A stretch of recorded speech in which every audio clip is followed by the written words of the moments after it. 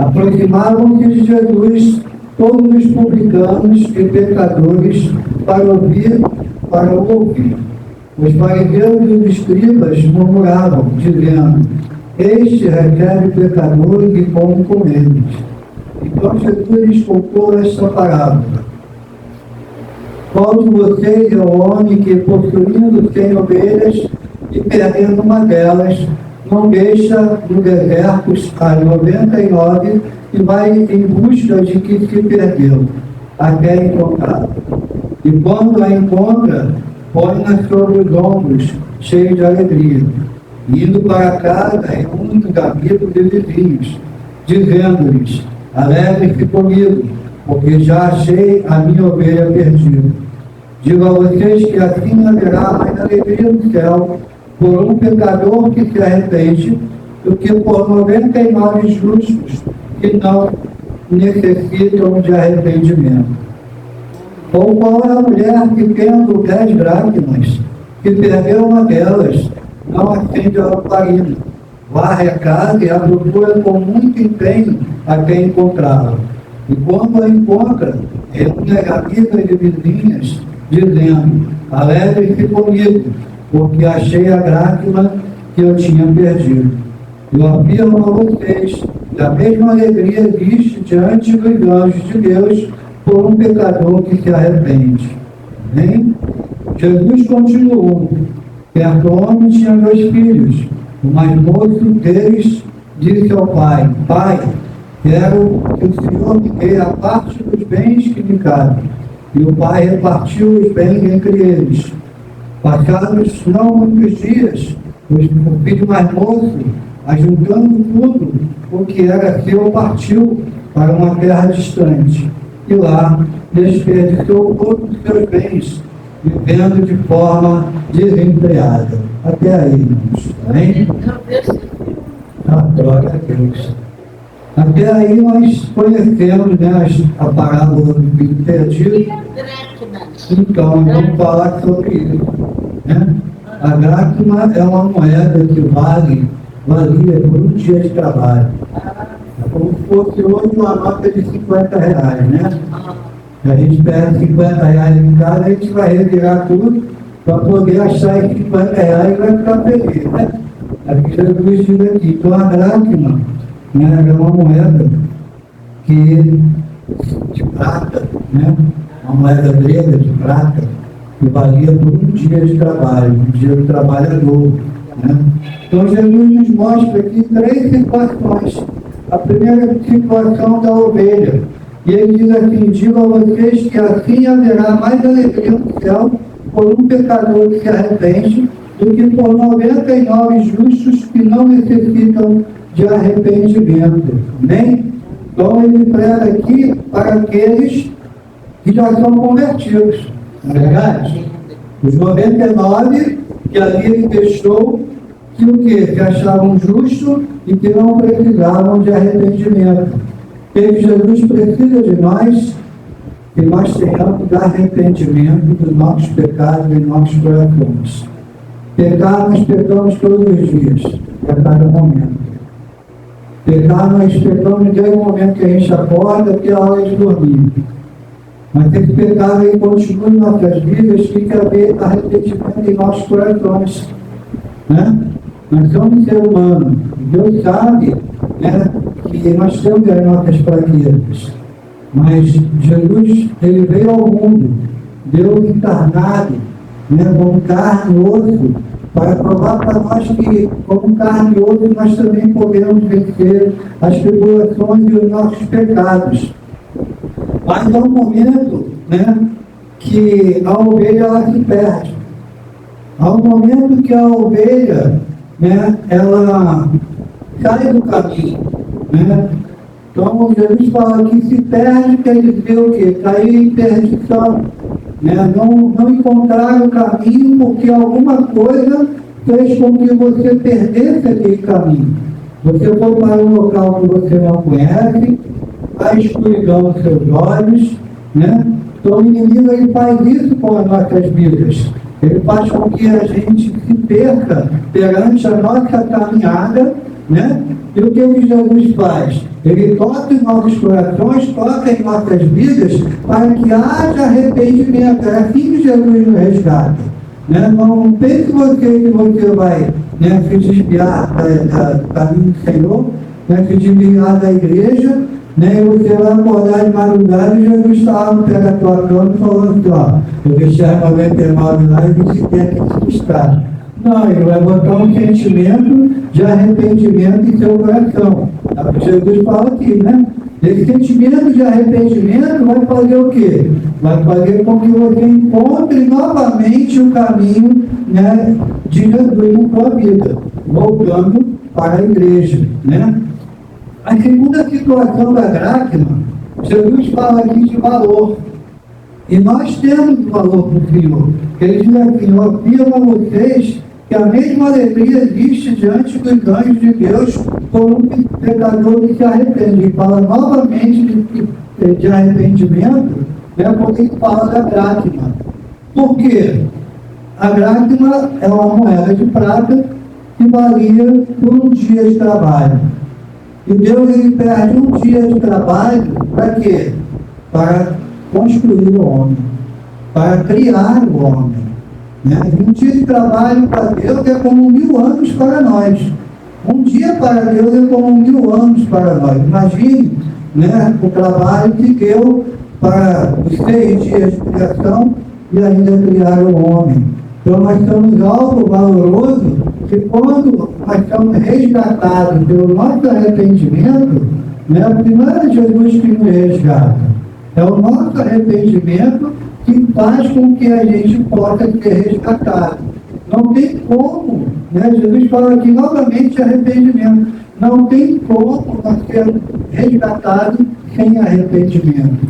Então, aqueles fariseus e saduceus que estavam ali acusando Jesus, que ele sentava em meio de pecadores, né, conversando, falando, né, é justamente aqueles que não queriam se arrepender diante do Senhor. Eram aqueles que acham que conhecem tanto a palavra, que conhecem tanto a presença de Deus, né, que ele se acha salvo, que ele se acha tão justo, né, e que ele não precisa ter arrependimento. E aí que nós nos perdemos, irmãos. Nós achamos que os nossos cargos, achamos que a nossa posição, o nosso tempo de igreja, né? Eu recebi uma visita lá em casa semana passada, né? E a moça falava assim, ela foi lá para casa, mas não sabia que eu era pastor. E quando falaram para ela que eu era pastor, ela falou assim, eu sou desviado, eu já li a Bíblia 2 vezes. Aí eu falei, nem eu li a Bíblia 2 vezes. Então, assim, não é a quantidade de vezes que você vai ler a Bíblia, não é o seu tempo de igreja, né? Mas é um arrependimento no teu coração. Se você achar alegria, né, nas coisas erradas que você está fazendo, né, e não demonstrar arrependimento, né, não tem como ter um resgate. Né? Nós falamos aqui de 2 coisas que foram perdidas. Né? A ovelha perdida, que perdeu, né? E a dracma que foi perdida.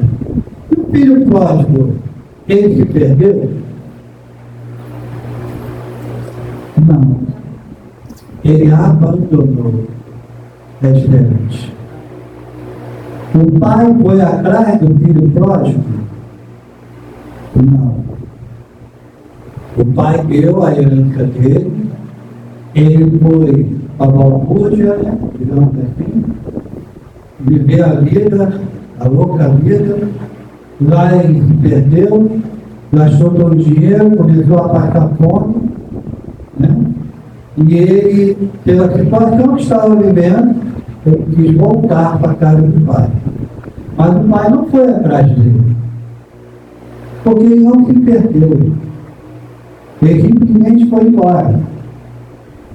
As situações dentro da igreja que o inimigo faz a gente se perder.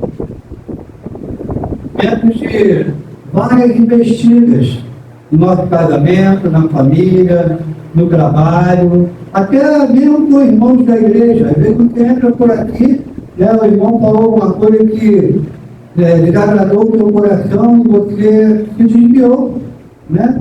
Você se perdeu no meio do caminho, porque começou a endurecer o teu coração, entristeceu com alguma coisa, aí eu estou na igreja, minha situação não muda, minha família não muda, as coisas não mudam, né? E você vai se entristecendo, e você vai se perdendo no caminho do Senhor.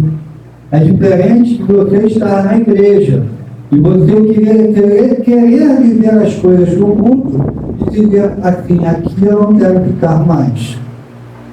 Eu não aceito ficar na igreja. Eu quero sair da igreja. Ele, com certeza, Deus não vai atrás. Ele sabe que ele endureceu o coração para a presença do Senhor. O inimigo ali, ele não ofereceu nada. Não houve um desvio porque houve uma investida ou uma tristeza no coração para ele se desviar. Houve uma decisão de sair da igreja. Houve uma decisão de sair da presença de Deus e ir para o mundo. A riqueza que o filho pródigo tinha ali, né, perante o Pai, é a riqueza que nós temos na presença de Deus. Né? A paz de espírito, o amor, né, tudo que nós temos em nossos corações. O Senhor depositou isso em nós, e se nós sairmos da igreja, nós vamos levar parte disso. Só que o mundo é tão duro, irmão, que o mundo vai tirar isso de você. Tudo aquilo que você aprendeu aqui dentro, tudo aquilo que você aprendeu no mundo espiritual, trazendo paz, alegria, amor, né, mansidão para a tua vida, o mundo ele vai te ensinar ao contrário. E ele vai tirar todas essas riquezas dentro do teu coração, e por mais que você esteja numa situação melhor do que esse filho pródigo, porque ele estava ali cuidando dos porcos e querendo comer as bolotas que os porcos comiam, né? Por mais que você saia da igreja e não esteja na mesma situação desse filho pródigo, mas as riquezas que Deus colocou dentro de você, através das pregações, dos louvores, do tratamento do Espírito Santo de Deus em teu coração, isso vai se acabando. E você vai endurecendo o teu coração. Porque o mundo, ele faz endurecer o nosso coração. Quem está no mundo fala assim, deixa eu morrer, mata logo, né? Ah, que se dane. Ah, eu quero saber de mim. Isso são reflexos do coração endurecido pelas coisas do mundo. Quando você chega aqui dentro da igreja, você ouve diferente, né? Nós temos que nos preocupar com o nosso irmão, e nós não devemos pensar só em nós, que a vida é valorosa porque Deus criou. Então você vai quebrantando o teu coração. As palavras do mundo, a situação do mundo vai fazendo você perder a riqueza que o Espírito Santo de Deus colocou em teu coração. E se endurecer ao ponto de você não conseguir retornar mais, você está em perdição. Está em perdição porque, por mais que alguém fale, por que na minha visão espiritual, né, o pai não foi atrás do filho? Ele já falou aqui para o teu filho, não faz, não vai, né? Não é assim desse jeito. O que ele faz? Tudo ao contrário, né? Tudo ao contrário. Agora, se um amigo estiver, né, levando seu filho para um mau caminho, você vai talvez conseguir reverter. Mas se for uma decisão do coração dele fazer aquilo que é errado, você não vai conseguir reverter. Ele vai ter que quebrar a cara, né, como diz aí no mundo, né? Ele vai ter que aprender apanhando. Foi assim que Deus espiritualmente deixou essa parábola do filho pródigo para a gente. Ele teve que aprender apanhando, né, para retornar o que? Para a casa do Pai.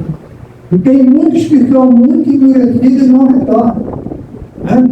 Trazendo para o nosso mundo secular, tem muitos filhos que fazem a coisa errada, não quer dar o braço a torcer, que está sofrendo com aquilo, que fez a coisa errada, né? E não quer retornar para o seio da família.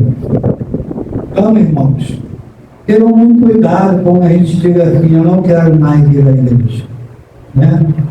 Tenham muito cuidado, porque o mundo aí fora, ele nos escrava, né? E não é só o inimigo, não, irmãos. Tem ser humano aí, né, trabalhando de graça para o inimigo. O inimigo não está nem pedindo, ele está trabalhando de graça. Está entregando a tua vida, né, na mão de Satanás de graça. Te levando para o mau caminho, gastando aquilo que você tem, né, tirando a tua paciência, fazendo fofoca de você com outras pessoas. Né? Eu conheci uma pessoa que ela falou assim, eu não entendo como o meu nome foi entrar nessa confusão, porque eu nem na situação eu estava. Né? Mas quando você está na presença de Deus, há o que? Livramento. Né? Porque os anjos de Deus estão a teu favor. O Espírito de Deus está te dando discernimento. Mas o nosso afastamento faz o quê? A aproximação maior do inimigo. Né? E às vezes você não está nem na situação, alguém fala assim, a Priscila estava lá. Né? E aí para você tirar a palavra daquela pessoa que falou, né? Você só vai saber isso um ano depois, talvez você nunca saiba. Né? E aí o seu nome vai sendo arrolado em certas coisas, tem gente que é até presa por causa disso. Tem gente que é até preso por causa disso. O que mais tem, eu diria que é todo, mas o que mais tem imprevisto é gente inocente presa. Porque tira-se de um e joga para o outro. Né? Tinha uma amiga que ela foi pegar uma carona com o rapaz de moto, o rapaz estava com a mochila cheia de drogas. Drogas de dinheiro. Aí ele chegou e falou assim, não é minha, não é dela. Entrou no rolo lá com o delegado, entendeu? O delegado soltou ele, né? Não sei o que ele fez lá. E acabou ela ficando, pegou uma carona, e ela pegou 8 anos de prisão. E ele saiu ileso. Né? Aqui mesmo, uma amiga minha, Chile, né? Tem um vizinho lá que entrou nessa situação, foi entrar no carro, o cara tinha acabado de matar não sei quem, e foi pego junto. A mãe vendeu a geladeira, vendeu o que tinha que vender e conseguia tirar.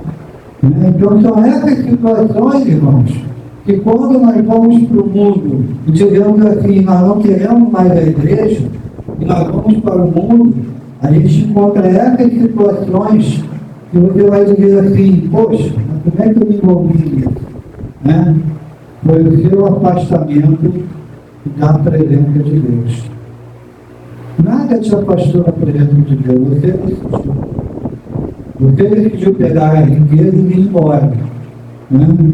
Então, como a gente pega, vou falar mais uma vez, quando a gente pega a riqueza e vai embora, né? Deus pode enviar qualquer um aqui para falar, irmão, não faz isso, não sai da igreja. Vai lá visitar a tua casa e você fecha a janela, o bicho está em casa. Já vem aquele crente chato de novo, né? Eu quero voltar para a igreja e ele está me chamando. Né? Ele endurece o coração, que a pessoa já não deu mais graça. Né? Não é nem a investida do inimigo, mas somos nós que tomamos certas decisões. Eu tomei uma decisão dessa uma vez, sabia? Porque eu entrei para a igreja, primeiro pela dor. Depois eu via pessoas tendo boa situação financeira dentro da igreja, e eu achava que Deus tinha que tratar da minha situação financeira também. Né? Eu tinha que ter o meu carro, eu tinha que ter minha empresa, e aí eu não conseguia. Por que eu não conseguia? Porque eu não estava indo ali buscar o Senhor. Eu estava fazendo uma moeda de troca. Eu ia para a igreja achando que Deus tinha que me enriquecer. E aí eu entristeci e saí. Vou te falar, irmão, eu quase virei mendigo em 3 meses. Em 3 meses eu quase virei mendigo. E se eu não visse uma situação de uma outra pessoa que me fez abrir os olhos, voltar para o Senhor, e olha, eu vou te dizer, voltar nessa situação é bem mais difícil do que quando você se desvia. Eu acho que todos nós aqui, em algum momento, já nos desviamos da presença, né? É aquela semana que a gente não quer estar desanimado da igreja, algo aconteceu no nosso lar, né? Algo aconteceu na nossa vida, que a gente desanimou um pouco, mas os irmãos estão orando, estão pelas nossas vidas. Há uma corrente aqui de oração e busca pelas nossas vidas, e você se reanima, né? Mas quando você, né, toma a decisão realmente de sair, não tem como, irmão nenhum, ir na tua casa orar, né, porque o teu coração vai estar fechado. Somente uma situação drástica vai te trazer de volta para a presença do Senhor. Então, irmãos, a palavra dessa noite é arrependimento. Amém? Nós venhamos estar sempre arrependimento por aquilo que nós, que Deus desperta que está errado em nossas vidas. O Espírito Santo de Deus fala em nossos corações, em nossas mentes, que a gente precisa mudar. Todos nós precisamos de algo que a gente precisa mudar. Né? Eu preciso mudar, né, da minha vontade de ir à igreja. Né? Eu preciso mudar, porque eu preciso ler mais a Bíblia. Né? Eu preciso mudar, porque eu preciso ter mais fé. Né? Então, assim, estou pegando leve, tá? Então a gente precisa da mudança, né? Não vou falar aqui de pecados, porque não convém, né? Cada um sabe, né, o que tem no seu íntimo, é só você e Deus. Nem o pastor enxerga, que às vezes tem coisas que a olhos nus, mas tem coisas que a gente esconde dentro de nós como pecado, que a gente deve estar sempre em arrependimento, conversando com o Senhor para nos fortalecer. Mas que o teu pecado aqui não é lugar de acusação de pecado. Aprendi isso. A igreja não é lugar de acusação de pecado. A igreja é lugar de tratamento. Amém? Nós estamos aqui para ser tratados, porque cada um de nós tem uma dificuldade. Né? Costumo dizer que a dificuldade de um não é a mesma dificuldade do outro. Tem gente que não bebe, não fuma, não cheira, mas é fofoqueiro. Então o pecado é o mesmo, né? Não tem pecadinho sem pecadão. Porque eu tenho que ser, né, melhor do que aquele que faz uma coisa, né, que a gente acha que é estrondosa. É diferente de um que vai ali para a esquina fazer fofoca? Não. Então cada um de nós temos algo a nos arrepender. E se nós não nos arrependermos, um dia nós nos desviaremos, porque nada fica escondido no Senhor. E aquilo que nós trancamos dentro de nós, e não confessamos ao Senhor, como nossa fraqueza, nosso pecado, o inimigo acaba fazendo, né, crescer aquela semente ruim dentro de nós, até o momento que nós vamos desistir da presença de Deus. Eu quero orar pela tua vida nessa noite, amém?